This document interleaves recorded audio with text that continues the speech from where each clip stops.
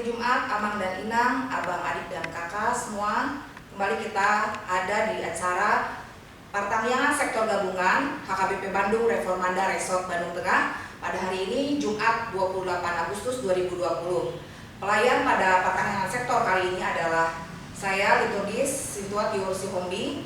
Sebagai pembawa firman kita hari ini adalah Amang Pendeta Horas Pakpahan. Untuk song leader adalah Chalsit Yani Sidaputar Guru Sinaga, dan pemain musik kita pada kali ini adalah Amang Capen Pintu Sinaga. Baiklah Amang Inang, kita siapkan dulu terlebih dahulu Alkitab kita masing-masing untuk pembacaan firman Tuhan dari Ulangan 18 ayat 9 sampai 14. Ulangan 18 ayat 9 sampai 14.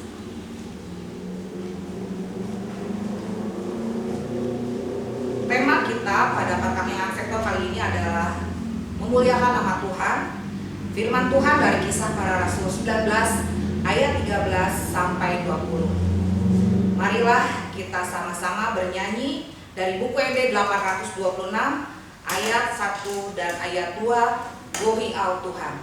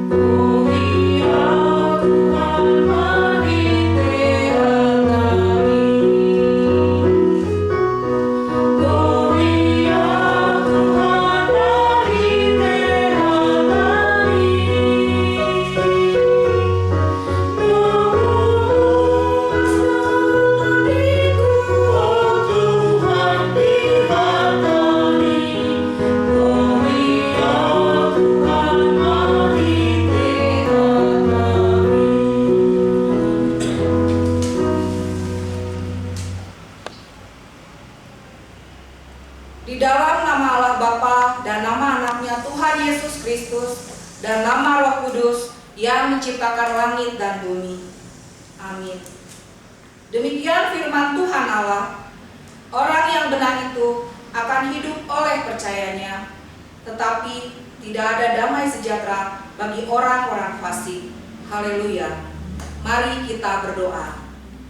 Ya Tuhan Allah yang Maha Kuasa, yang awal dan yang akhir, Tuhan telah menjanjikan di dalam anak-Mu Tuhan Yesus Kristus bahwa Engkau berkenan mengampuni dosa dan memberi pembenaran kepada kami serta hidup yang kekal. Kasihanilah kami dan genapilah janji-Mu kepada kami. Bangunkan dan pimpinlah kami dengan Roh-Mu supaya kami mencari pertolongan kepada-Mu pada waktu kesesakan. Kuatkanlah kami supaya kami tetap percaya kepada firman dan janji-Mu, agar memperoleh hidup yang kekal di dalam nama anak-Mu, Yesus Kristus, Tuhan kami. Amin. Marilah Amang dan Inang, kita akan membaca firman Tuhan dari Ulangan 18 ayat 9 sampai 14.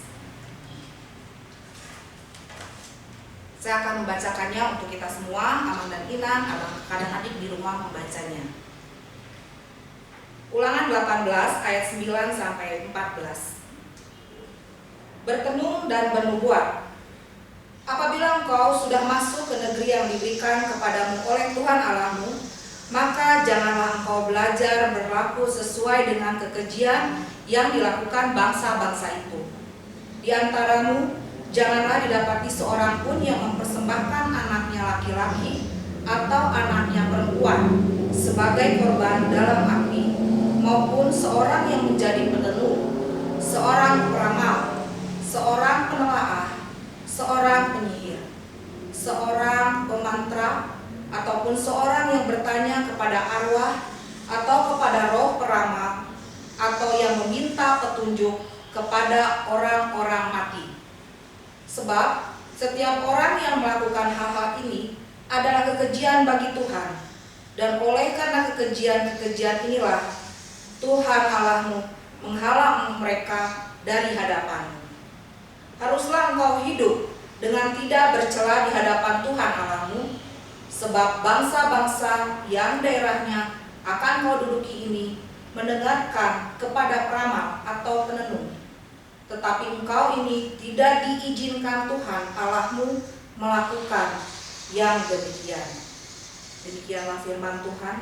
Berbahagialah orang yang dengar firman Allah serta memeliharanya. Amin. Kita bernyanyi dari buku ND 770 ayat 1 dan 3 Tu Debatanami.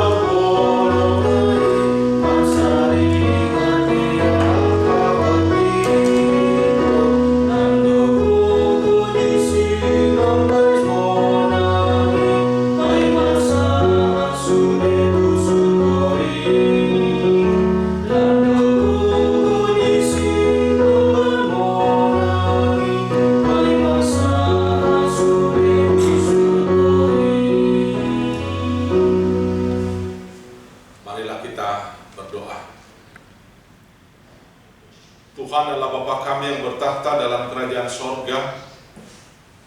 Allah yang kami puji, Allah yang kami sembah di dalam nama dan diri Yesus Kristus. Kami berterima kasih atas pemeliharaan Tuhan dalam hidup kami. Kami percaya pemeliharaan Tuhan tetap ada dan hadir dalam hidup kami. Kami berterima kasih kalau pada saat ini Tuhan mengumpulkan kami di tengah ibadat keluarga gabungan KBP Bandung Permanda untuk memuji memuliakan Engkau, untuk mendengarkan firman. Karena itu Tuhan, hadirlah Engkau dalam hati kami, hadirlah Engkau di dalam tempat kami masing-masing ketika Engkau persatukan kami dalam ibadah virtual ini. Urapi hamba-Mu Tuhan yang akan menyampaikan kebenaran firman. Firman-Lah ya Tuhan, karena kami anak-anak-Mu siap untuk mendengarkannya. Amin. Shalom. Salam Reformanda masih holongan bagi kita semua. Ibu bapak, saudara-saudara yang dikasihi Tuhan kita Yesus Kristus, firman Tuhan bagi kita pada ibadah pertanyaan ibadat keluarga malam hari ini tertulis dari kitab Kisah Para Rasul 19 ayat 13 hingga ayat 20. Kisah Para Rasul 19 ayat 13 hingga ayat 20. Demikian firman Tuhan menyapa kita. Judulnya Anak-anak Skewa.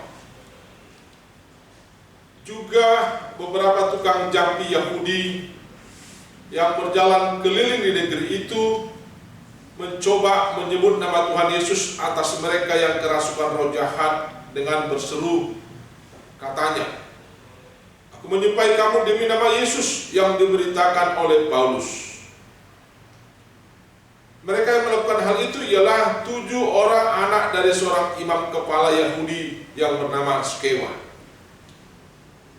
Tetapi roh jahat itu menjawab, Yesus aku kenal, dan Paulus aku ketahui. Tetapi kamu, siapa kamu? Dan orang yang dirasuk roh jahat itu menerpa mereka dan menggagahi mereka semua dan mengalahkannya, sehingga mereka lari dari rumah orang itu dengan telanjang dan luka-luka. Hal itu diketahui oleh seluruh penduduk Efesus, baik orang Yahudi maupun orang Yunani. Maka ketakutanlah mereka semua dan makin masyhurlah nama Tuhan Yesus. Banyak di antara mereka yang telah menjadi percaya datang dan mengaku di muka umum bahwa mereka pernah turut melakukan perbuatan-perbuatan seperti itu. Banyak juga di antara mereka yang pernah melakukan sihir, mengumpulkan kitab-kitabnya, lalu membakarnya di depan mata semua orang. Nilai kitab-kitab itu ditaksir 50.000 uang perak. Dengan jalan ini makin tersiarlah firman Tuhan dan makin berkuasa. Demikianlah membaca firman Tuhan menyapa kita. Ibu bapak saudara-saudara yang dikasihi Tuhan kita Yesus Kristus, di depan nas kita ini jelasnya di Kisah Para Rasul 19 ayat 1 sampai 7 diceritakan bagaimana para murid-murid, para pengikut Kristus menerima Roh Kudus setelah mereka membuka dirinya untuk dibaptis di dalam nama Yesus. Penerimaan dan kehadiran Roh Kudus kepada mereka berdampak pada kemampuan mereka untuk berbahasa roh, bernubuat, dan memiliki kuasa-kuasa Roh Kudus lainnya. Di sisi lain, melalui mereka, nama dan kebesaran Kristus makin meluas. Dan Paulus pun begitu juga dengan para rasul lainnya semakin dikenal. Para orang-orang percaya itu melalui kehadiran Roh Kudus, mereka memiliki banyak karunia-karunia roh. Ibu bapak saudara-saudara yang dikasihi Tuhan kita Yesus Kristus, dalam nas kita ini dikisahkan anak-anak Skewa, seorang imam Yahudi, mencatut, ya, saya pakai istilah mencatut nama Yesus untuk mengusir roh-roh jahat dari orang-orang yang kerasukan. Anak-anak Skewa mencatut nama Yesus untuk mengusir roh-roh jahat dari orang-orang yang kerasukan. Tindakan mereka ini bukannya membuat roh jahat tersebut keluar dari orang yang kerasukan setan itu. Sebaliknya, roh jahat itu mengamuk, melawan, dan mengalahkan mereka. Roh jahat itu mengatakan kepada mereka yang mencatut nama Yesus itu untuk mengusir mereka. Kata roh jahat itu kepada mereka, Yesus aku kenal, Paulus aku ketahui, tetapi kamu siapa? Tindakan mereka, tindakan anak-anak Skewa ini yang mencatut atau menggunakan nama Yesus bukanlah dalam rangka memuliakan Yesus dan bukan pula dalam rangka meninggikan Yesus, tapi mereka mencatut nama itu untuk kebesaran nama mereka, untuk menyombongkan diri mereka. Boleh dikatakan mereka menjual nama Yesus. Mereka menyalahgunakan nama Yesus karena berhubungan dengan profesi mereka sebagai tukang jampi orang Yahudi. Jadi mereka mencatut nama Yesus untuk mendukung pekerjaan mereka sebagai tukang jampi. Mereka memperalat nama Yesus untuk keuntungan pekerjaan mereka. Motivasi mereka menyebut nama Yesus terhadap orang yang kerasukan roh jahat bukanlah untuk kebesaran nama Yesus, tetapi untuk diri mereka sendiri. Akhirnya mereka itu dipermalukan. Orang banyak yang mengetahui hal itu semakin sungguh-sungguh untuk percaya kepada Yesus dan mendengar perkataan dan pengajaran Paulus di dalam hidup mereka. Jadi orang-orang yang mendengar peristiwa itu semakin memuji nama Yesus dan semakin giat untuk mendengar pengajaran Paulus yang memberitakan tentang Yesus Kristus.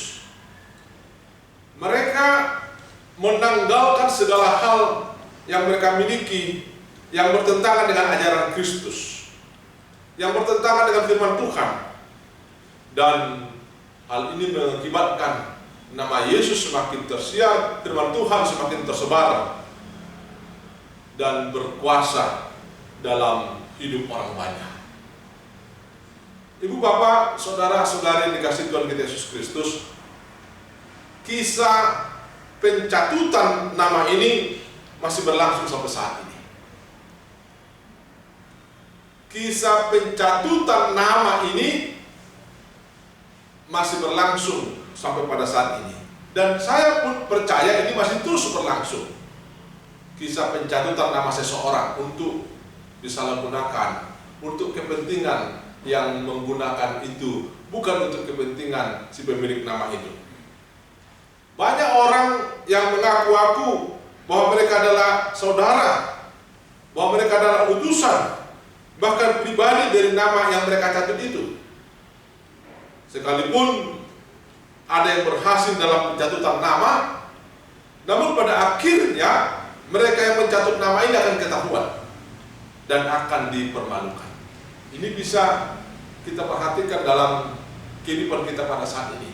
Ketika ada orang mencatut nama seseorang pembesar dan menyalahkan menggunakan nama itu, ini pasti akan ketahuan. Sekalipun mungkin pada awal-awalnya mereka bisa beruntung oleh pencatutan nama itu, tapi pada akhirnya itu akan ketahuan dan akan mempermalukan mereka. Pencatutan nama Yesus atau penyebutan diri sebagai utusan Yesus tidaklah salah.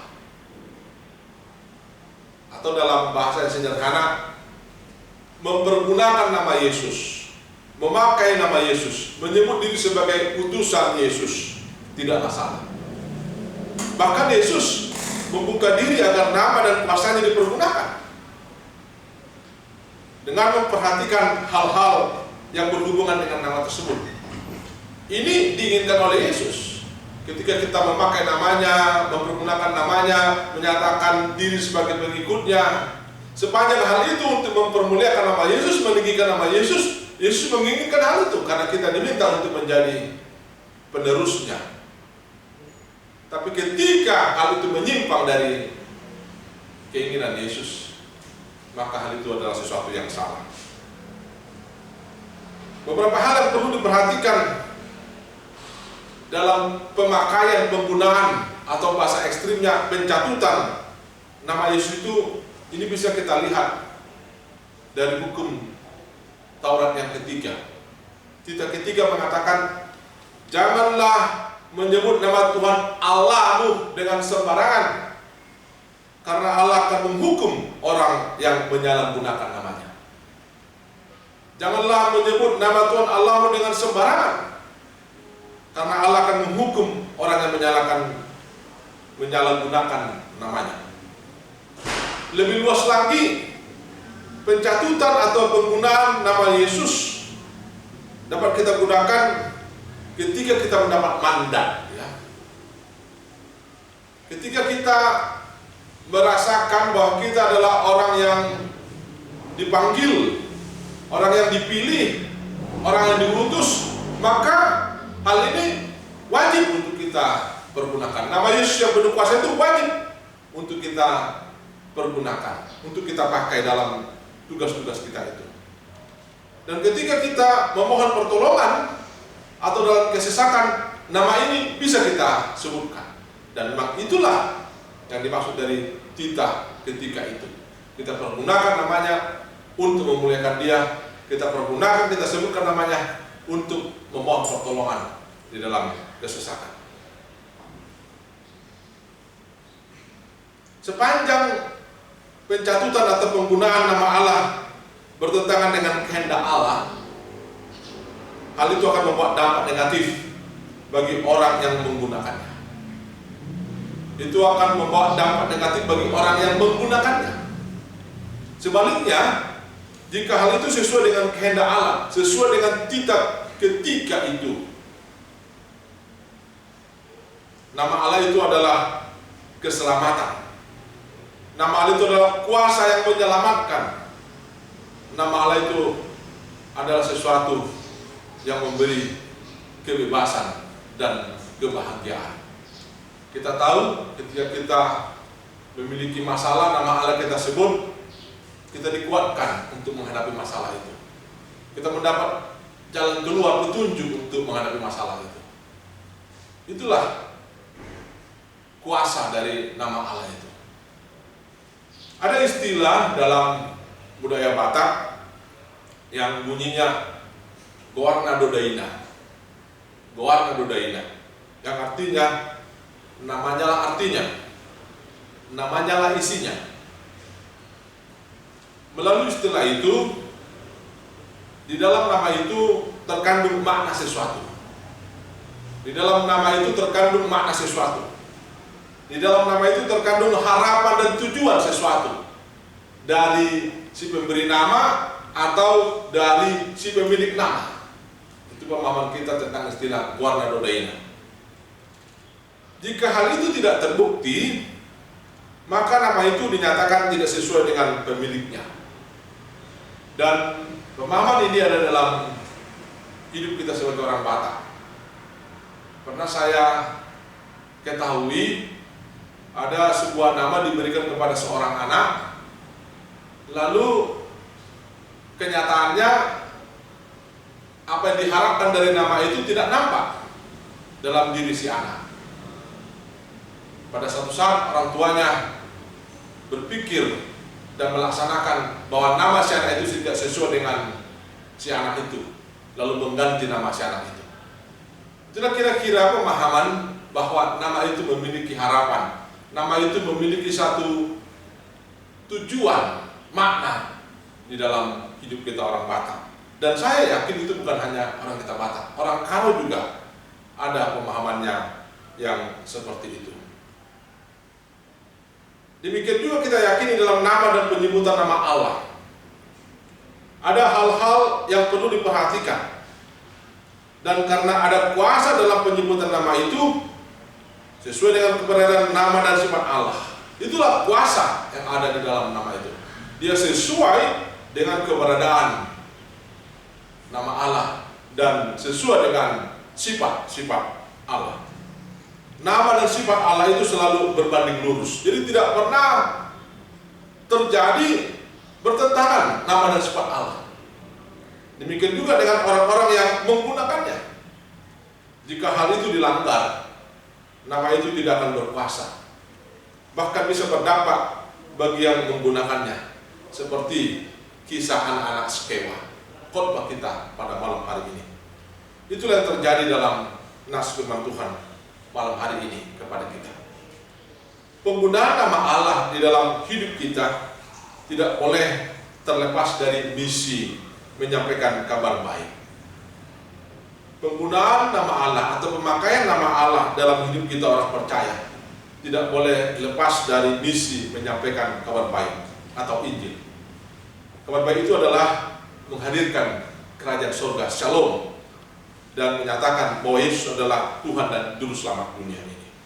Setiap orang percaya yang adalah saya, Bapak, Ibu, Saudara-saudara terpanggil untuk itu.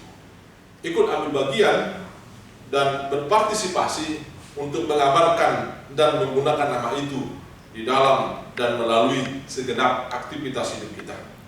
Kiranya Tuhan berkenan memakai kita untuk memasukkan nama Yesus dan memiliki nama itu di dalam hidup kita. Amin. Marilah kita berdoa.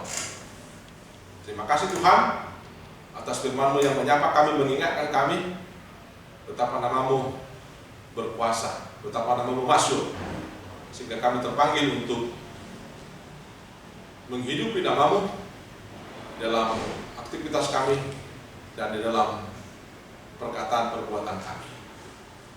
Layakkan kami Tuhan memakai nama-Mu dan memperkenalkan nama-Mu dalam tugas-tugas kami.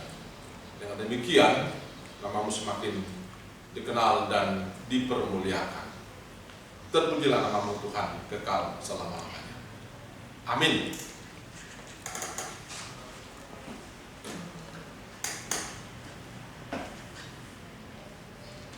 Baik Amang, terima kasih untuk firman yang boleh kita dengar pada kesempatan hari ini.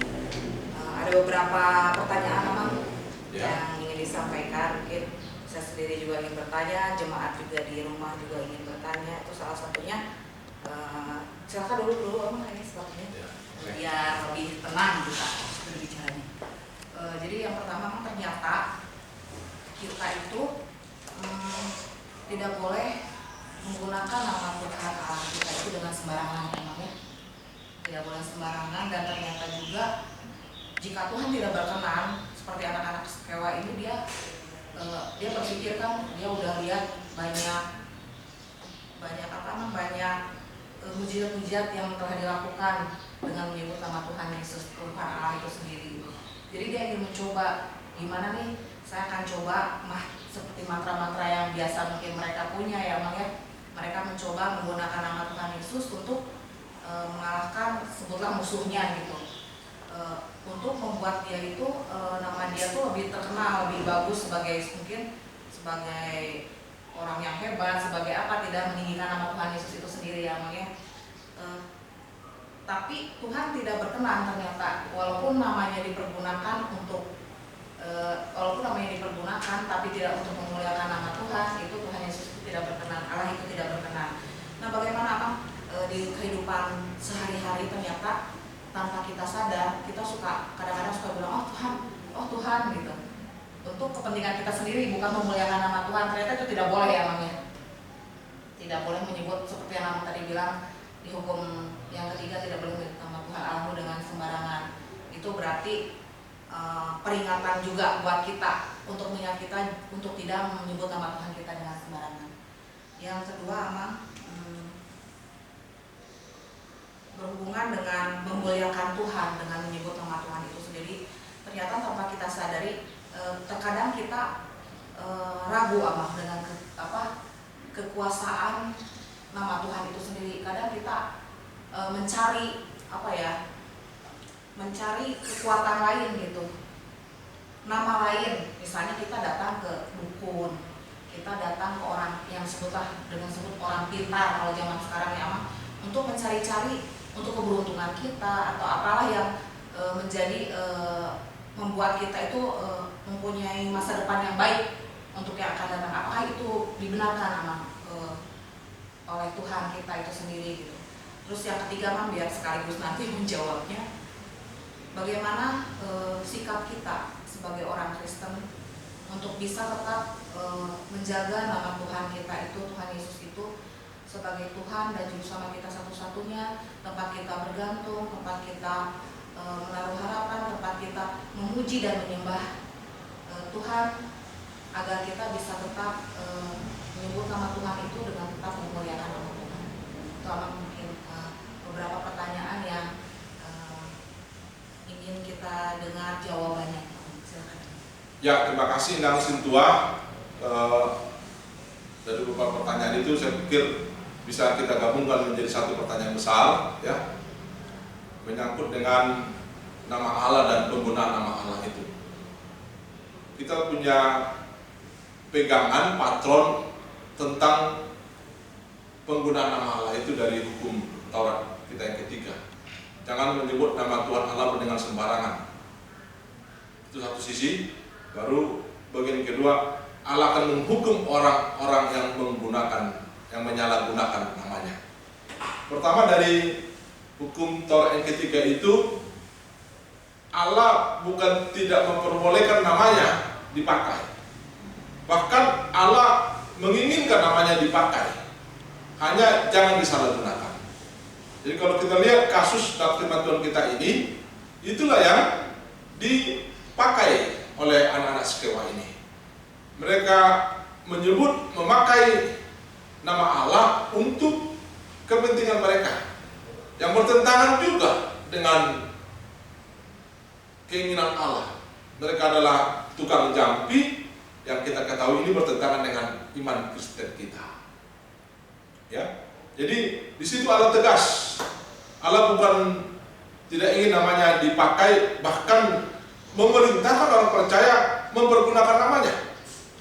Ada itu dalam Mazmur dikatakan, "Jo mau jumpa di hari kehukutanmu. Panggillah nama saya ketika engkau mempunyai masalah. Aku akan menyelamatkan engkau." Dan kenyataannya memang demikian.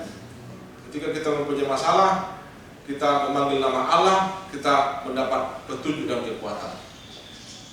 Jadi kita lemah, kita memanggil Allah, kita memperoleh kekuatan. Di situ benar. Jadi Allah juga tegas, dia tidak mau dipersandingkan, ya, dengan hal-hal yang bertentangan dengan keberadaannya. Kalau tadi ada upaya untuk memakai nama Allah menambah kekuatannya, atau menduakan Allah padahal dia sebenarnya memiliki kekuatan yang lain, Allah tidak menginginkan hal seperti itu. Malah Allah benci, karena Allah tidak mau disandingkan dengan nama-nama yang lain dari orang yang mau memakai dirinya, dari orang yang mempercayai dia. Jadi nas ini sangat tegas mengingatkan kita semua untuk mempercayai Allah satu-satunya yang kita sembah, Allah satu-satunya yang kita panggil, Allah satu-satunya yang kita andalkan. Dan memang ketika kita pada jalur iman mempergunakan nama Allah itu, memakai nama Allah itu akan menunjukkan kuasanya.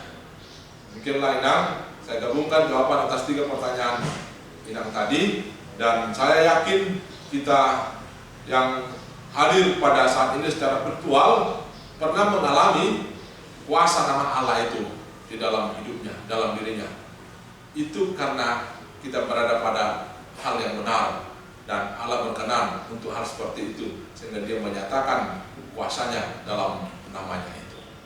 Demikianlah jawaban kami, tambahan dari khotbah yang kami sampaikan tadi, keluar dari pertanyaan Inang tadi. Terima kasih, Inang.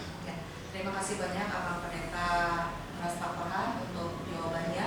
Abang dan Inang, dapat kami simpulkan pertanyaan sektor pada hari ini. Yang pertama adalah, janganlah kita menyebut nama Allah kita dengan sembarangan. Yang kedua, kita boleh menyebut nama Allah jika kita dalam keadaan apapun, bagaimanapun, kita boleh senantiasa mengandalkan Tuhan kita yang adalah Tuhan dan Juru Selamat kita. Dan juga menginang, yang ketiga, kita harus ingat senantiasa bahwa dengan menyebut nama Tuhan Allah, biarlah hanya Tuhan Yesus Kristus yang kita tinggikan, yang kita puji dan kita sembah. Demikianlah Mang Inang, pertanyaan sektor pada malam hari ini. Kiranya Tuhan senantiasa menyertai kita untuk melakukan perintahnya. Amin. Amang dan Inang, abang kakak, adik-adik semua, jemaat KKBP Bandung Reformanda, marilah kita untuk saat ini memberikan persembahan yang terbaik bagi Tuhan.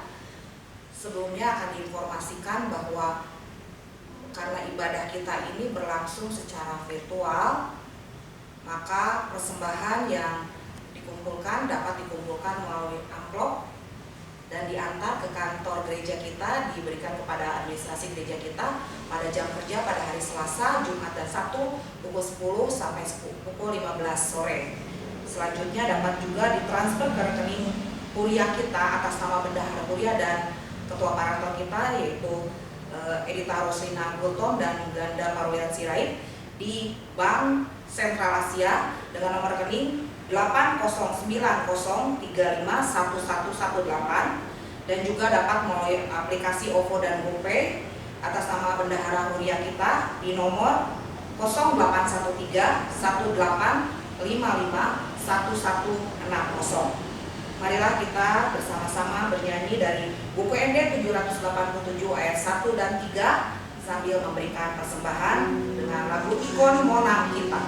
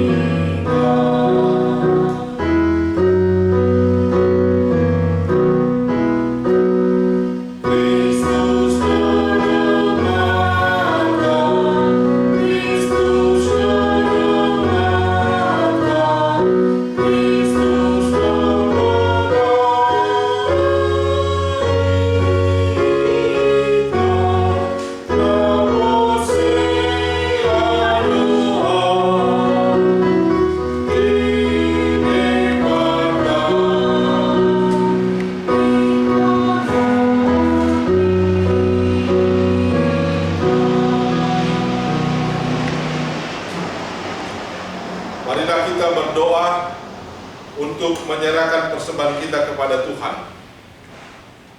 Ya Allah, Bapa kami yang di sorga, kami mengaku bahwa Tuhan adalah sumber dari segala karunia yang melimpah dalam kehidupan kami masing-masing.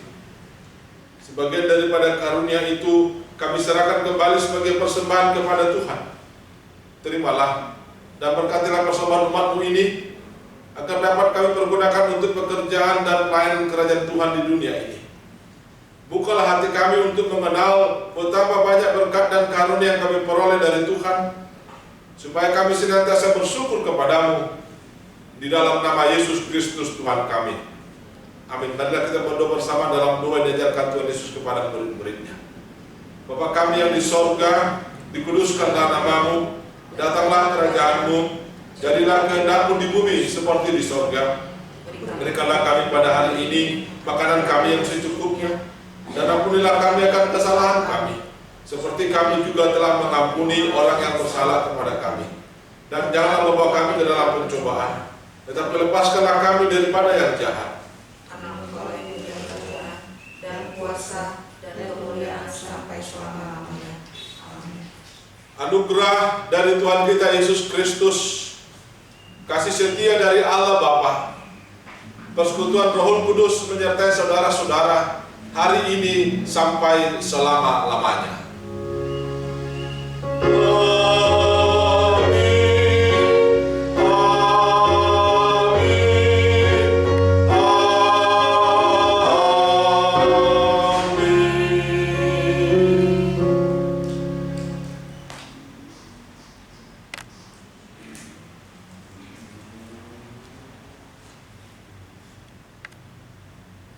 Selamat malam, Tuhan Yesus memberkati kita semua. Horas, horas, horas.